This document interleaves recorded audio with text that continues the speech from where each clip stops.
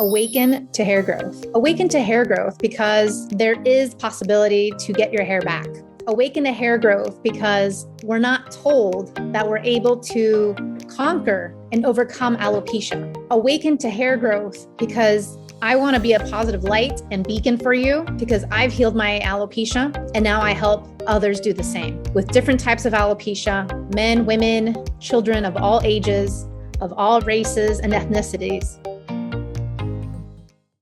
Hello, everybody, and welcome back to the Alopecia Angel podcast. I'm your host, Johanna Dahlman, and today we're going to be talking about, does having hair loss create more health problems? In many ways, you would say yes, and in other ways, you would probably say no. It can go both ways. So let me just explain a little bit. So when I see clients and they come to me with their hair loss, many times we are uncovering other things, other aspects of their health that potentially they already had. Maybe they had or have, let's say, PCOS, or maybe they have menopause, or maybe they have thyroid issues, or maybe they have high cholesterol or other concerns, right? And so maybe that person that comes to me has already health issues. And then we're also uncovering maybe a little bit more, which is adding to the burden of hair loss. So that's one aspect of it. But then there's the other aspect where, let's say, you have a totally, completely, quote unquote, healthy child or adult, and you come to me and you have hair loss, and this is where you think that they were 100% healthy. Like, I thought I was completely healthy when I was diagnosed with alopecia. I didn't understand why. And lo and behold, we're uncovering a bunch of things that were there and were dormant. They were dormant and they needed to be uncovered. And it's only now with the uncovering that we're able to not only heal the hair loss, but we're also to really put our body back into balance, put our mind, body, spirit back into balance. So sometimes you may think that you are 100% healthy and you have no other issue but hair loss. But I will say that hair loss is contributed because there's something there underlying that needs to be addressed. Hair loss doesn't come just because, right? There's always a reason for it. And so going back to the initial question, does having hair loss create more health problems? And I would say for those who are unaware, maybe it does seem this way. But for those who are already knowing that they have 1, 2, 3, 4, 5 aspects of health concerns, and then on top of it, they have hair loss, then they get to see that everything resolves at the same time. For those of you who, like me, enter hair loss thinking that you're at your best, thinking that you're at your optimal, thinking there's a little more digging to do. This is where that guidance and that expert guidance comes from, because I can pick things out and I can review your intake form, which is 11 pages long, and really see underneath the hood of what's happening so that we can really target this and get to the bottom of this sooner rather than later, so that you can start to see the hair growth in less time. And this is key because you don't want to wait, because there could be other things going on that potentially have been overlooked. And this is quite easy to do. In today's modern society of the hustle and bustle of, trying to get things done, trying to take care of our families, trying to progress in our lives and do all the things, we can overlook health. We can put it on cruise control. That's actually one thing that,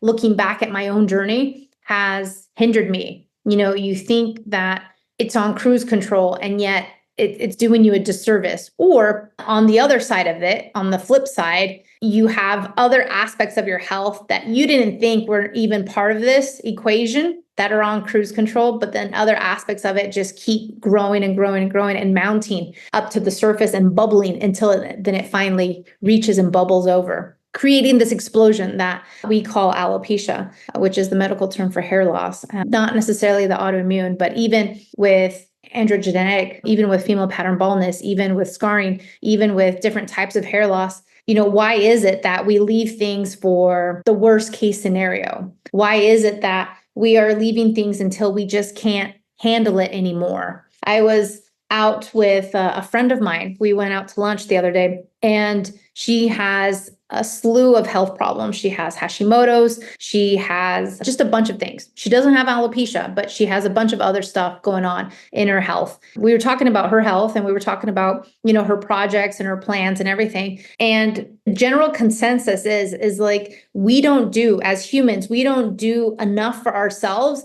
until it's dire, until we're actually at the end of our rope, at the end of our, edge of coming over. And so this is the case that I've seen, not just in her, but also in many clients, where the proactiveness is not there, where many people let the hair loss linger and linger and linger until then they can't withstand it anymore. And they just can't fathom looking at themselves in the mirror anymore. This is actually counterproductive, because if we see hair loss that's happening, more hair loss than what we are accustomed to seeing for us over the period of weeks and months, we should start doing something now about it and avoid all these other gimmicks and traps so that we can get back on track faster, so that we don't have to get to that end of the rope situation. When we're at the end of the rope, this is where things get a little more dicey, right? They get a little more hectic. There's more things involved. And on top of it, our emotions are at an all-time high. I can remember when I was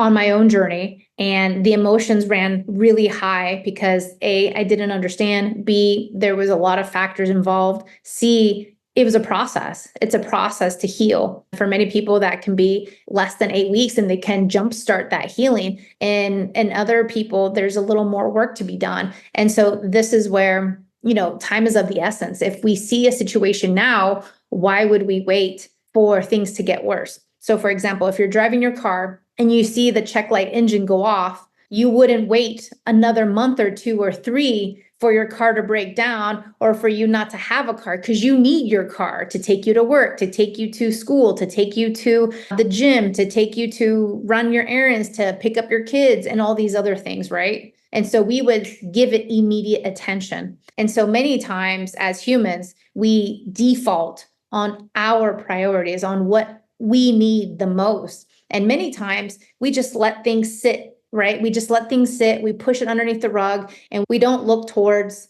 giving the attention that it requires. And so this is a big concern. And I wish maybe the mindset would be different, that if we had an issue, we look at it immediately, because the more immediate, the better it is. Not to say that if you've had hair loss for 40, 50 years, you can't heal and reverse it. Absolutely, you can. But at the same time, wouldn't it have been better if you got it within the first 5 years? Instead of having to go through the angst and the anxiety and the depression and the isolation that potentially has happened to you throughout the last 30, 40 years, when we could have, fixed this in the first year or in the first couple months. And so this is the mindset shift that I'm trying to enable here, because when we see something that's off, we need to pay attention to it. Our body speaks in so many ways, and hair loss is one of them, right? When we have hair loss, something is clearly off. Something is clearly out of balance. So going back to the initial question, if we have hair loss, does this mean we're going to have more health concerns? And I would say yes or no. It depends on the person. Yeah,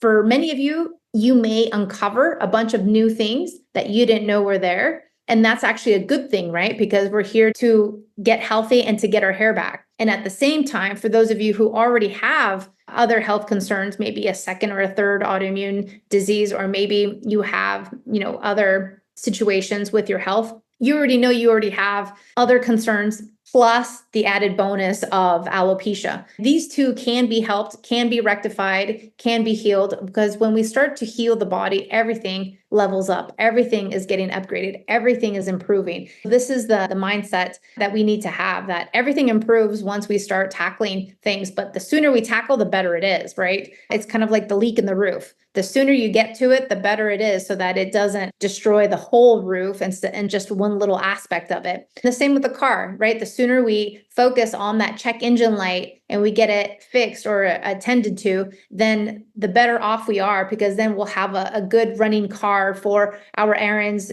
jobs, work, school, etc. And so I wanted to answer this question because this is a question that came up here recently with a client. And these are parents of a child who are doing my program. And we were talking and they were wondering, does this come up? Do more health concerns come up? And, I told them, it just all depends of the situation. In their case, they could be, uncovering a bunch of other situations that they had no idea about their child, which is a good thing because you want to tackle it now. You definitely want to tackle it now so that they can be on the right path towards healing and recovery a lot sooner. The other thing I wanted to add to that is that the mindset of the parent is so important for the children, regardless of whether the child understands or comprehends, maybe because the child is very young or maybe because the child is just oblivious and aloof. But at the same time, the mindset of the parents is so critical to the shaping and formation and the development of the child. So for example, if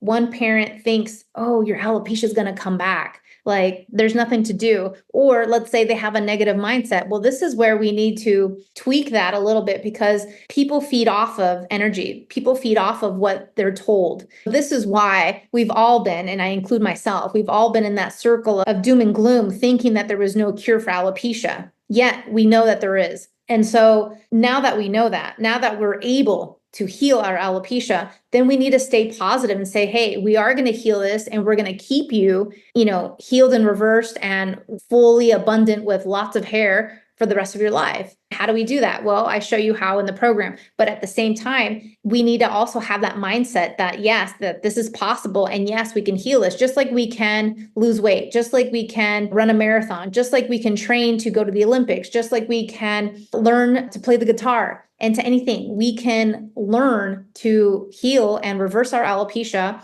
and to keep it that way for the rest of our lives. And so, for example, in my case, I've been more than 9 years alopecia free. And that's even with COVID, even with stressful times, even with moving country to country and continent to continent, and even with postpartum hair loss, which was in my 40s. And I still have all my hair and alopecia never came back. And that's actually another topic for another day. The postpartum factor, not of postpartum hair loss, but what can happen, what can trigger during pregnancy and postpartum for mothers, for women when they are delivering their babies and the onslaught of autoimmune diseases, which is actually quite high. And so I'll get into that on another podcast because that's really, really important for you to know and for you to have that awareness of. I'm receiving a lot of women who are wanting to conceive, wanting to have children, but they also have alopecia. And so they're wanting to heal and then get pregnant, which is great. That's a great way of doing things. If you wanted to revert back to some of my podcasts,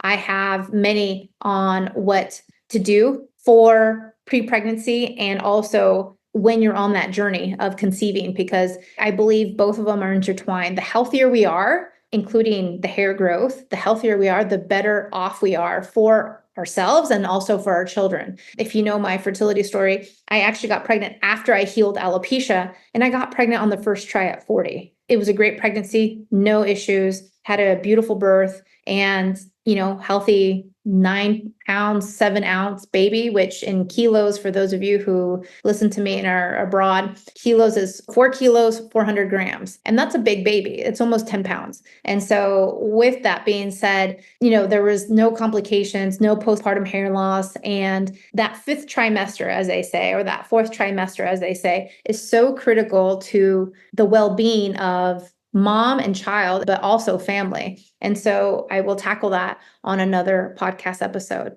But just to revert back, does having hair loss create more health problems? And I would say no. But if anything, it's uncovering more things that we need to look at. So for example, going back to the car example, if we had the check engine light, maybe the spark plugs need to be changed out, but potentially we're also low on fluids for our car. And so this is something that while you're checking for one thing, the other thing comes up and says, oh, hey, we also need this. Oh, hey, you're due for maintenance here and there. And so this is key because the more we check on things, the better it is. And the thoroughness of these checks is what leads to our success. So I hope this has helped you, and I'll keep this short and sweet. If you're not on my email list, feel free to subscribe. We have lots of information that we give out on a weekly and monthly basis. And we do not spam and we do not sell your information. We hold privacy policies close to the heart because I too don't like to have my information everywhere.